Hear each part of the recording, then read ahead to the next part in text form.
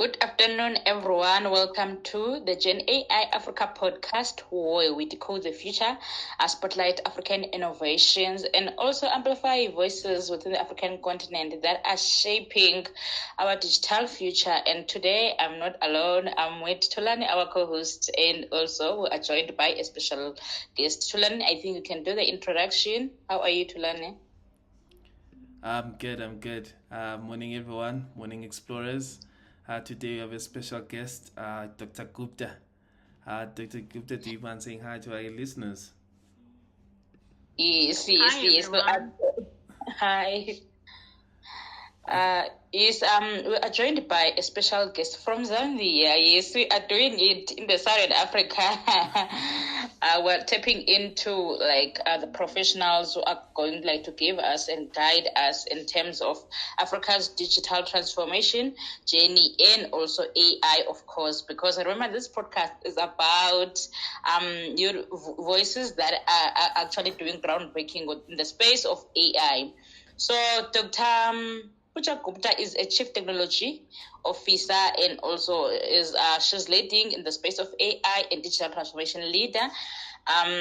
She is a recognized leader in the Africa's digital transformation space with over a decade of experience, spanning fintech, health informatics, and e-governance. So if you know, so in South Africa, we recently hosted GovTech because we want to make sure that we accelerate e-gov initiatives. So she currently serves as a chief technology officer, as I said, at Probase Group Zambia, and has previously contributed as an independent consultant on national digital infrastructure projects supported by government and also donor agencies.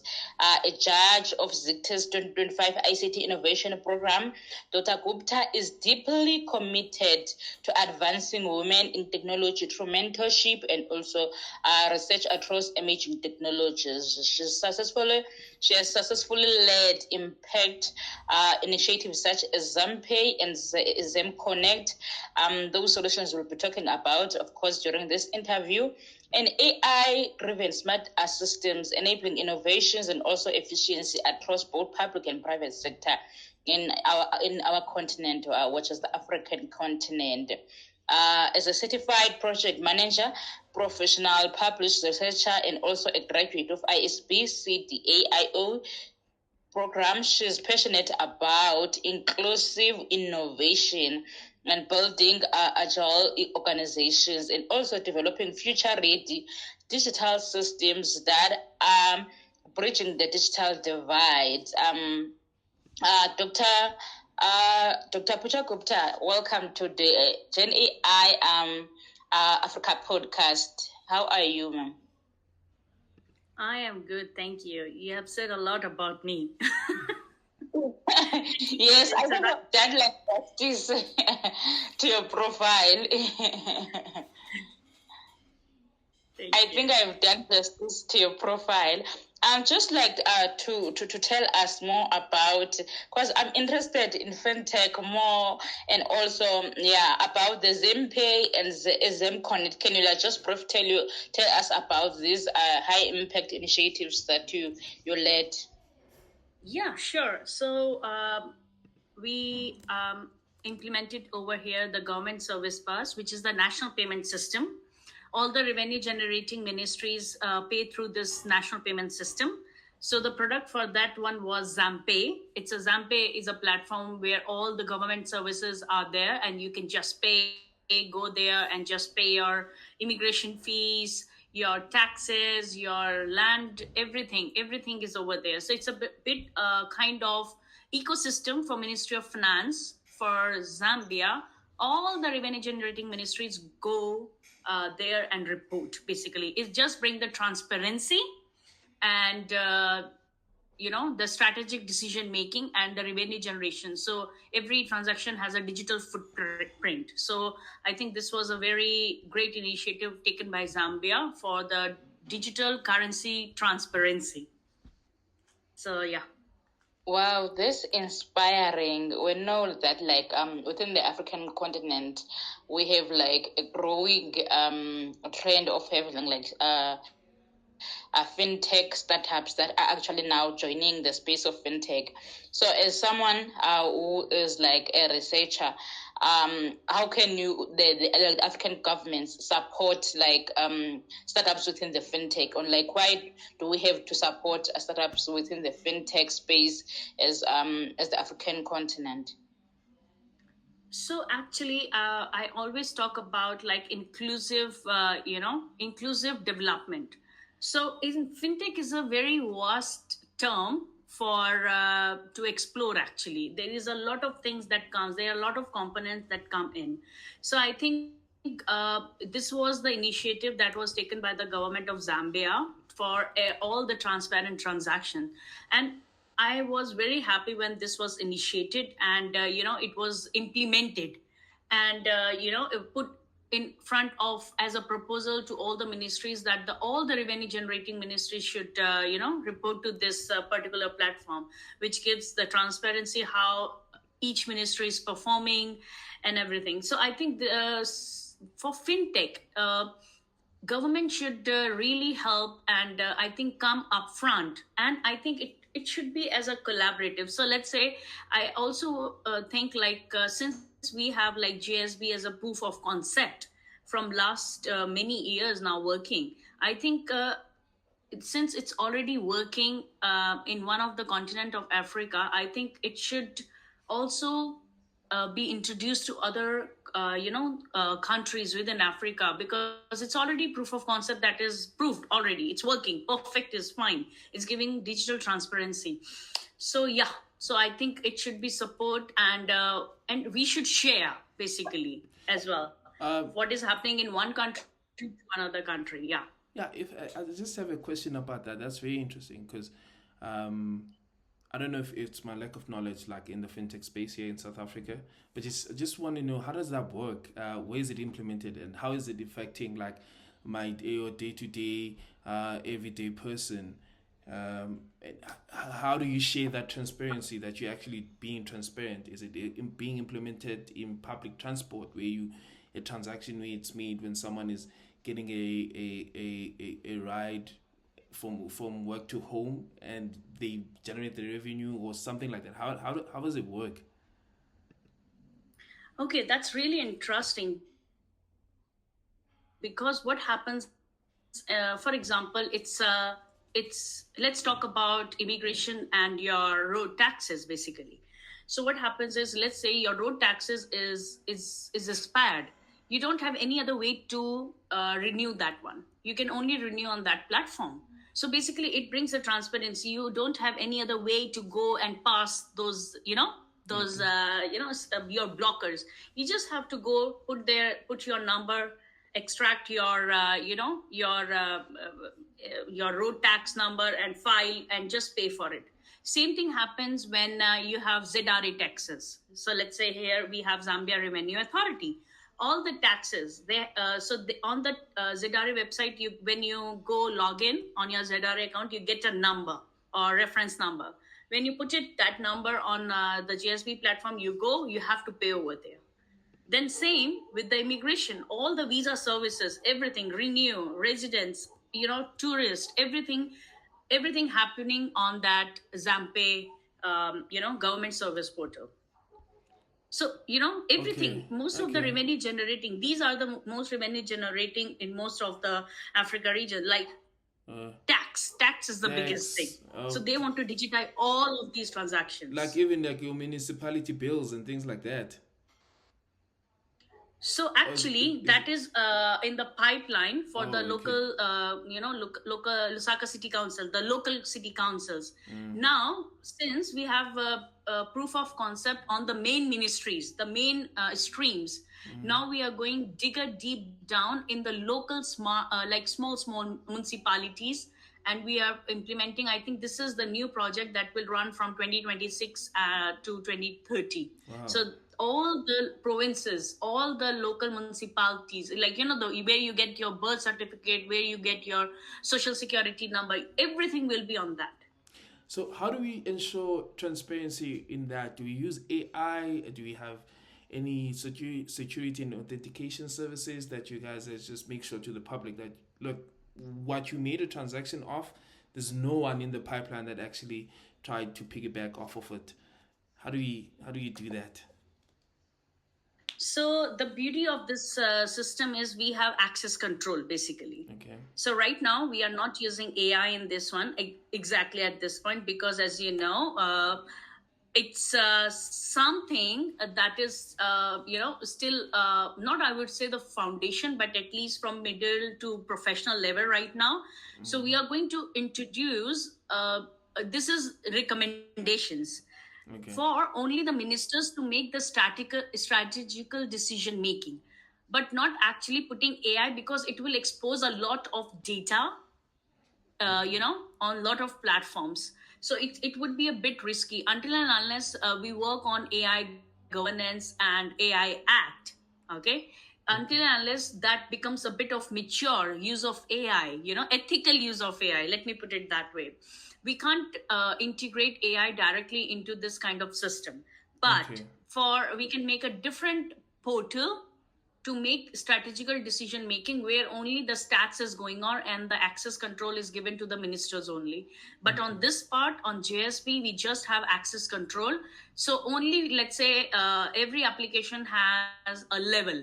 For example, where you make an application, for example, there is only few people who have access to that, like not all of them. And because once you apply, there is a digital footprint of that.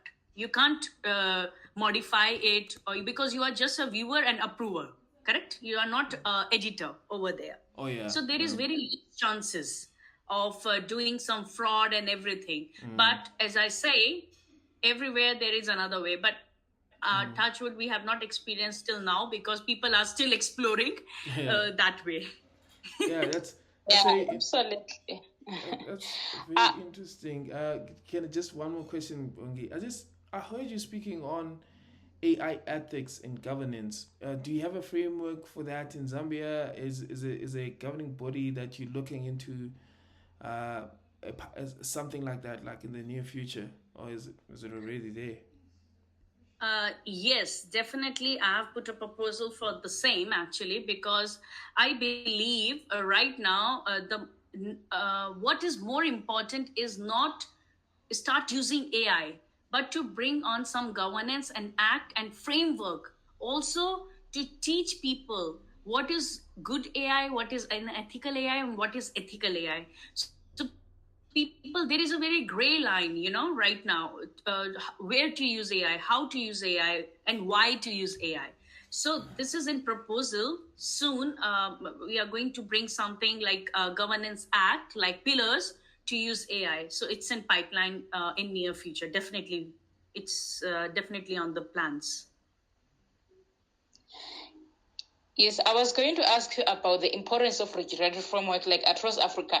If you observe, I think there's a recently AI strategy that was released by the AU, which is like a guideline on how how African countries or member states must also form their national strategies in alignment with the AU one.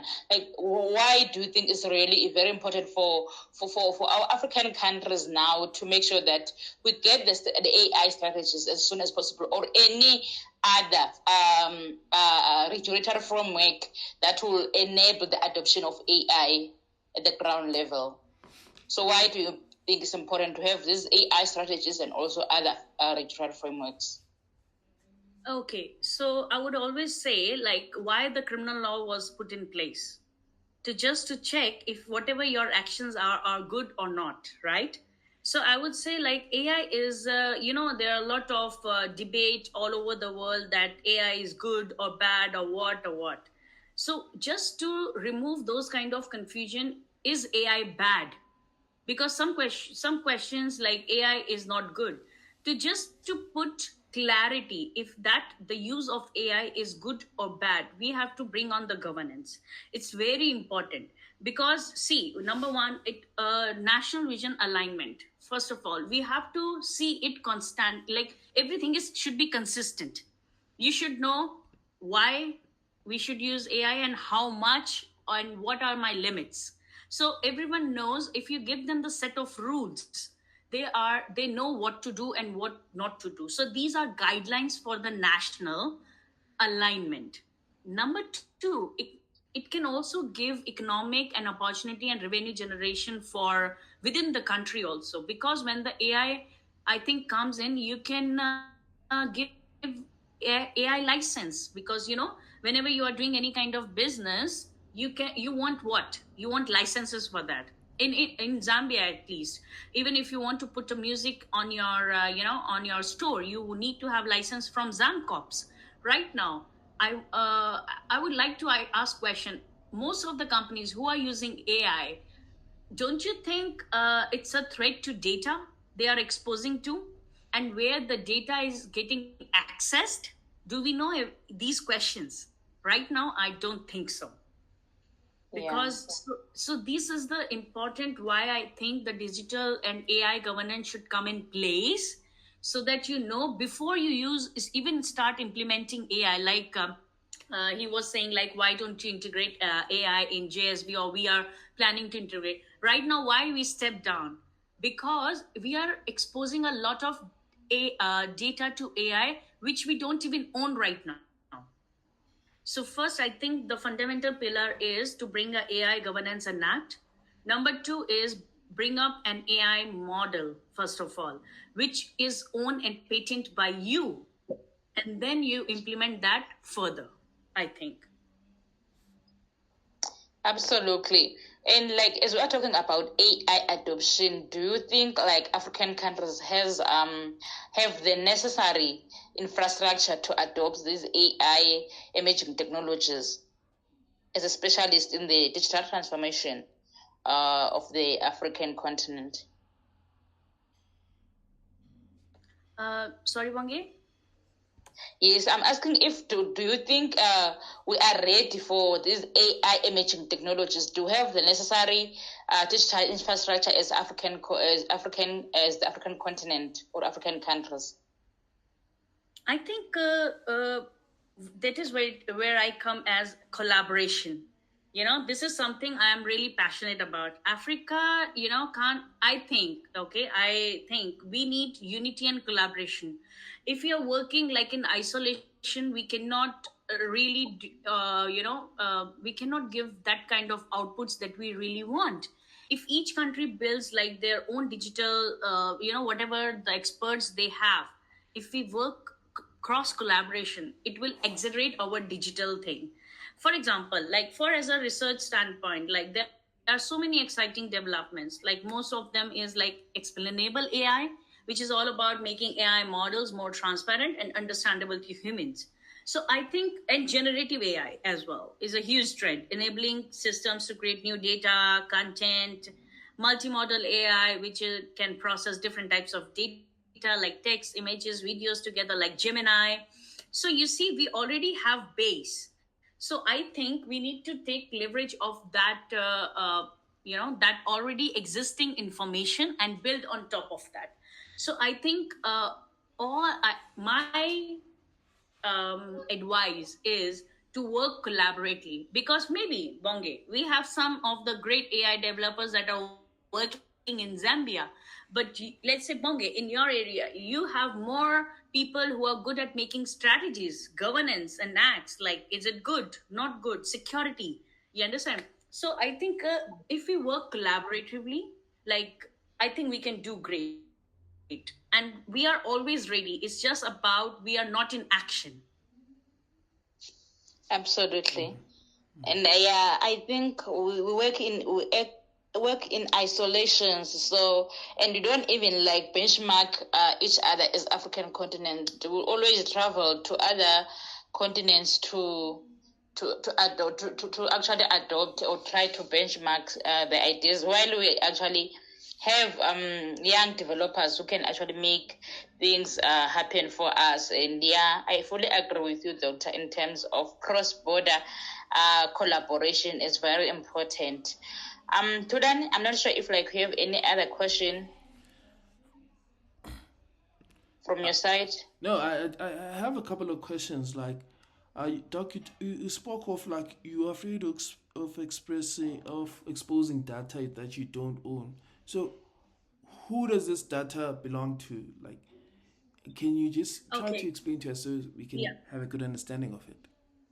Yeah. Okay. For example, let me give you a clear example of that one, and I'll tell you the difference as well.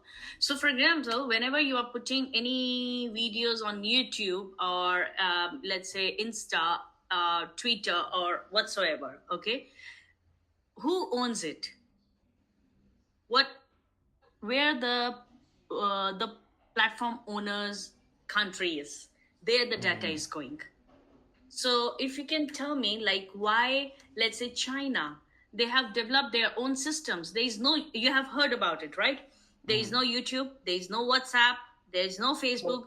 They have everything within the country, right? If I'm not wrong. Yes, yes, Yes, They you're have WeChat. absolutely correct. yeah, They have WeChat. You know, they have their own browsing. They don't use Google, yeah, right? Why? Because they want to own data. Because where the app is built, where the data center is, there the data is going. So right now, if you're putting everything on YouTube, WhatsApp, this, that, the data is going to yeah. their Foreign respective companies. country. Yeah, You understand? yeah, Because they own the data. They are the builders of, for example, if you create any kind of website, where the database is, it's with you. And same thing, that's why I think China and you know about North Korea as well. Everything is yeah, blocked over there yeah. They as can't. well because they want to own data. You can't do anything right now at this stage. You know, data is the king. Whoever owns the data, he's the king basically. 100%. So that's why. Yes, that's why my advice is why not we build actually our framework, our AI framework, which is within Africa with local languages so that everyone is inclusive and they find it relatable. It brings equity. You know, we all will feel equal if we hear, like, for example, if I want to uh, like start speaking like my chat GPT, or like, let's say, Africa GPT. Let me Yeah, put it that way, in Nyanja, which is Zambia's language, people will be more relatable to it. yeah. But do you think that we should be playing catch up or we should be setting our own standards? Because I feel like we've always been at the back foot of things. But yeah, to your example again, I mean, China didn't start out to be the superpower country that it is right now. They started copying like the likes of your United States and so on, and then now only then they are starting to like be creative and use their own IPs to create what they want. So really, for me, I think it really puts us in a position where we have to decide which direction are we going. Are we going to play catch up? Or are we going to go back and, like you said, like create like strong framework infrastructure and implement those? Like, but the thing is, what's the problem? Why aren't we doing that? That's what I say always. We have so many thoughts, but the problem is we don't execute it. We don't bring them to action. Another thing that I want to also highlight is it's good. I always take, if anybody takes it as a first comer advantage. For example, like for example, ChatGPT or Gemini or Claude AI. All these AIs. It's good. They have already done your half work or homework, we can say. Why don't we become a bit more creative and build on top of what is already existing? Because you see, always the fundamentals are hard to catch up. Once you have done the foundation of a house, the gray structure is easy to make, right? Yeah, And then you do the designing, modification, and all that stuff. So you already have the foundations, right? We already have foundation. It's done. We know what's bad in it. We know what's good in it. We have done our research also. But now we have to take everything what is already developed as a leverage and build on top of it. Let me give you example. Can you do transactions on WhatsApp? Like money. Not at the moment here in South Africa. Not yet. Yeah. Exactly. In any country right now, you are not able to do any kind of transactions on WhatsApp. WhatsApp came first, right? After that, what China did, as you mentioned, copy, all right?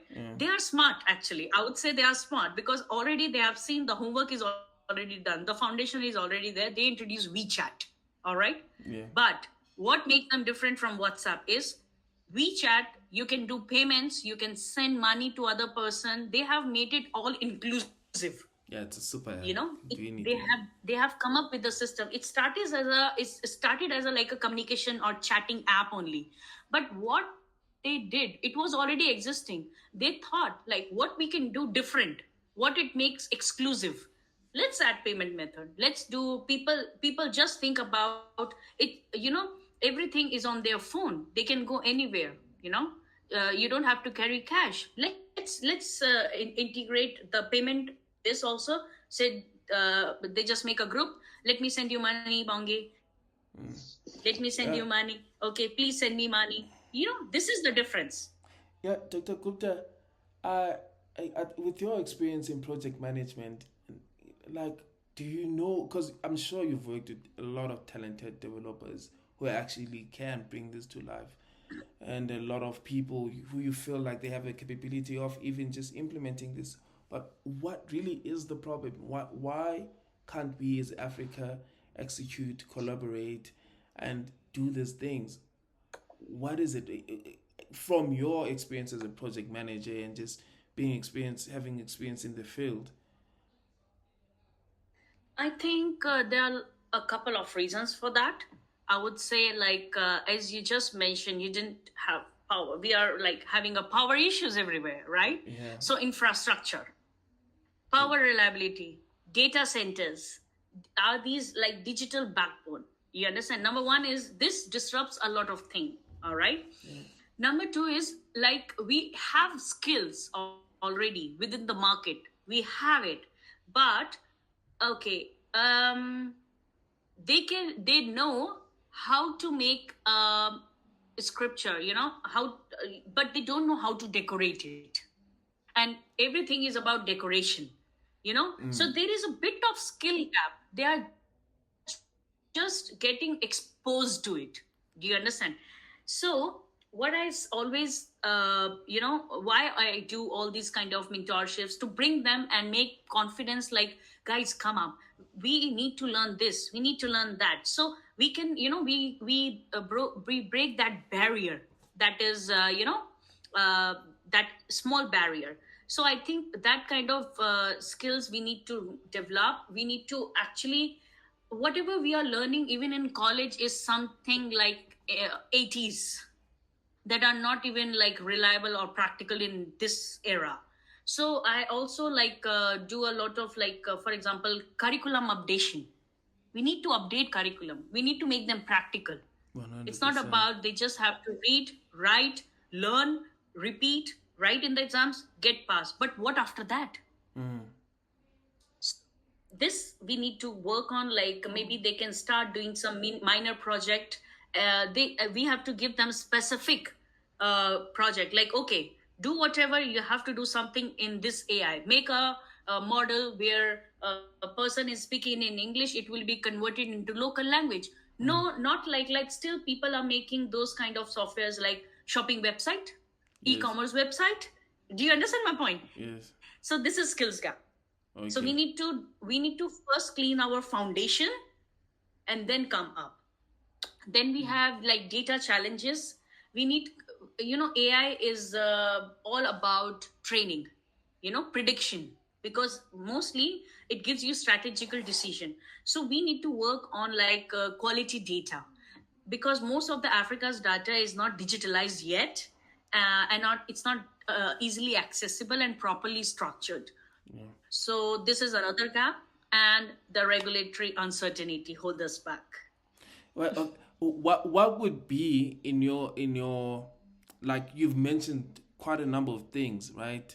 You mentioned regulation, infrastructure, and so on and so on. What would be the first step? Let's say you have all the resources you need. We have all the resources you need. What would be the first step what would be the first step for you to do in doing, like, in bringing all of these things into life, like bridging the skills gap, making sure that Africa is up to date with all of these technology? Actually, it's not one solution, but Yeah. there are different solutions that should work parallelly, Okay. not one after another. It should be like parallelly, So it's because not a they are waterfall model. independent from each other. Like one is like continental scale initiative. Why shouldn't Africa have its own digital single market? We don't have digital single market. We are still working remotely for different countries, which is good. We are getting exposure. I'm not against that. But what is about like a single market? You understand? Like a Silicon Valley, for example. Okay. You know? I'm so Like, what about Kenya? Isn't Kenya coming to that? Because like Kenya has been getting a lot of attention from like a global scale. It is, but what about other? As I already put too much pressure, like it should be unified. We are known as a Africa continent. You understand? So we need to come as digital single market. If Kenya has a lot of digitalization exposure, why don't other countries are getting in touch with them and having a trade of digitalization talents? Imagine unified African AI strategy with shared infrastructure, research, and standards. The AI should lead this. For example, maybe you have good infrastructure, maybe for the data centers, but my side we have good developers. For example, as I give another, I gave this example before as well. So we don't have the capability for great infrastructure. Do you think Zambia alone can come up with the AI tsunami? No. Maybe you provide infrastructure, I provide your, So let's say, take it as in like a daily life example. So if I tell you to do all the house chores, but if I give you some help, like, okay, 2% can do the house chores, where will be more efficiency? I think 2 people, right? 2 people, because 2 people will do their job perfectly. But if I tell you everything to do yourself, you may, take shortcuts. Yeah, 100%. 100%. So that's my one thing. Then skills. So I have already given you example how we can improve on that. Reimagine education through massive public-private partnership, trainings with government agency. Then infrastructure. Think mobile-first AI solutions. We leapfrog landlines with mobile. Let's leapfrog traditional computing with mobile AI, edge computing. Whenever the mobile comes in Africa, it should have something like inbuilt apps, like YouTube. We should have something inbuilt Africa AI app. Oh yeah. You understand? I do. People are like forced to use that. You have to force people. Whenever these WhatsApp, Facebook, Twitter, and what else, right? YouTube. These are already inbuilt app on your phone, right? What you do first, you go log in, and automatically you're logged in all these apps, right? Yeah. yes. Why don't we have a unified mobile AI Africa? Something like, I don't want, like, I'm not saying go for hi-fi, no. Because a baby is born, then it becomes like from infant to toddler to adult, right? To teen and to adult. Let's start with a newborn. Do something. Yeah, I agree. And and regulation needs proactivity, innovation friendly frameworks. So regulation is another very a concerned area, I would say. And funding.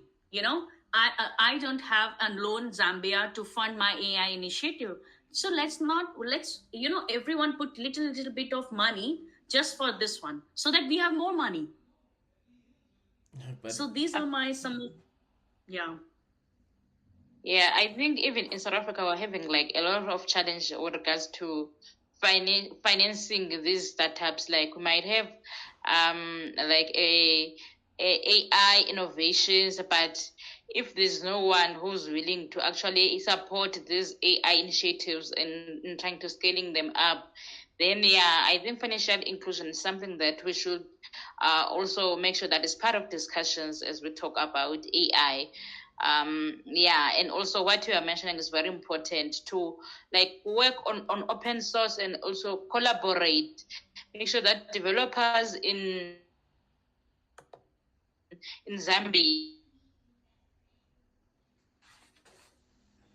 Now you're breaking, Bungi. Yeah. Can you hear her, Dr. Gupta? Can you hear Bungi? No, I cannot. Oh, okay. They can actually work with it. Yes. Yeah, Bungi. You kept on breaking there. Oh, okay. Yeah. You were mentioning like the funding in relation to like these initiatives for AI and how they Yeah, I would think that normally when we talk about igniting AI startups, we don't talk about the financial aspect, that we also need to talk about financial inclusion. How do we make sure that there is a funding for scaling up these AI innovations? So that's what I was saying to Lani. But like my biggest problem is I'm really struggling to think about them like in an updatation sense, because the general public, do they know about this stuff? Do they know about this AI and what it can do? I mean, That's why I say the updatation of it, like it's like yeah. Start with infant, as I said. Like, nobody. Okay, tell me one thing. Your past generation, do they know how to use WhatsApp in their, when they are teens? Yeah. No, right? Yeah. But I think nowadays everyone is adaptable to it. The change is very hard to make. The only thing is you have to force it. You have to force people to adapt it. You understand? So basically strategy is simple. Think globally. Take the homework done by other people. See, okay, build continentally. For example, build as like Africa. So think everything, like think globally means see the whole world, what everyone is doing. Then build continentally, because it will be adaptable for you. And then implement and customize locally, basically. So this is simple strategy. Okay, that's an interesting thing. Can you please repeat that process? You think globally, build continentally, yes, and implement locally. And yes, implement and customize locally. Because I'm not sure what is good in Zambia is good for South Africa. But you at least have a base. You have an open source. You understand? It's same. The National Health System of Zambia, it's an open source ESC MICE project, which I have worked on. It was built by USA developers, which is open source. But then they customized for each continent, like Zambia, Swaziland. Okay? All these continent has been customized. So that's why I just say strategy is very simple. Think globally, because we have to accept, okay, it's good. They are ahead of us. But this should not be the reason or an excuse for us to sit back. Do you understand? I understand. It's good. Understand. Yes. Yeah. I can build continentally just for me. What is enough for me at least. Yeah. Okay. And then I implement and customize for my local. Yeah, that's a very interesting take. It's actually a good framework to just like very simplify everything. It's like think globally, build continentally, and implement locally. That's that's very powerful. That's very powerful. Yeah. I think if sorry? I think this is a strategy I use everywhere in my normal life as well. You know what? Not just for AI. AI is just a component, right? Yeah. Use this strategy everywhere, whatever you are doing, because you see, you treat global as your grandparents, basically. Yeah. They already have experience, so you will learn a lot from them. But now, since because it's a generation gap and generation change, there is some things that are good for you only. You don't want to accept something that is happening like 60 years back, and then you implement some things which will help your children, that is locally. You Yeah. understand? Yeah. You pass on some which will be good for them, in short. Wow, that's very powerful. Yeah, it's very powerful. Yeah. Yeah, it's very powerful. I hope our listeners have enjoyed and also they have learned something from this episode. Dr. Pooja Gupta, thank you so much for joining us today. Thank you so much, Bangi. Thank you so much. It's Tulani. good to be here. Dr. Gupta, is there anything that you'd like to share with our listeners, our explorers, in fact, for today? Just something to leave them with. Yes, thank you so much for having me on Gen AI Africa podcast. I truly believe Africa stands at the tipping point of digital revolution. And AI will be, in my understanding, will be the biggest enablers of inclusive growth. So I just want everyone, and this excites me the most exactly, is that our solution don't just have to be copy what's have been done elsewhere. They can be uniquely African, built from our challenges, our culture, and opportunities.